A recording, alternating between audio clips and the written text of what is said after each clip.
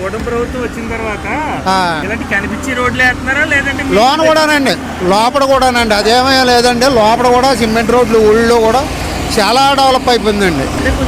ఏం చేయట్లేదు. అబ్బాబా ఎంత అదో మాటలండి వాళ్ళు. ఆ మాటలు ఏం పట్టించుకోగలొద్దండి. పవన్ కళ్యాణ్ గారు అయితే ఎక్కడున్నా ఆయన ఇక్కడ పనులు మామూలు జరిపేస్తున్నాడండి. కొంచెం మంది ఏమంటున్నారంటే బాబాయ్, అంటే ఇక్కడ పవన్ కళ్యాణ్ గారు రోడ్లు కనిపించే రోడ్లు కదా ఇక్కడ వేస్తున్నారు. ఇవాళ ఈ జగ్గ చెరువులో 20 రోడ్లు చేస్తున్నారండి, ఒక 10-15 డ్రైనేజీలు వేస్తున్నారండి. ఇంకా ఆయన చేసేది ఏంటంటే ఇంకెంతగానే పవన్ కళ్యాణ్ గారు వచ్చాక చాలా బాగుందండి. మాకు చాలా బాగుందండి. సైలెంట్ గా పనులు చేస్తున్నారండి. ఏ పనికి ఆ పని పవన్ కళ్యాణ్ గారు ఇక్కడ రావకలొద్దండి.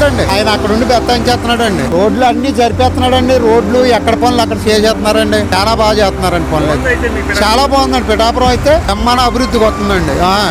ఇవాళ జగ్గచెరువులో 20 రోడ్లు వేస్తున్నారండి, డ్రైనేజీలు వేస్తున్నారండి. ఆయన రావాలటండి, ఆయన వచ్చి దగ్గర ఉండాలా. ఏ ఎమ్మెల్యే చేయని పనులు చేస్తున్నాడండి పవన్ కళ్యాణ్ గారు. ఆ బ్రహ్మాండం చేస్తున్నాడండి.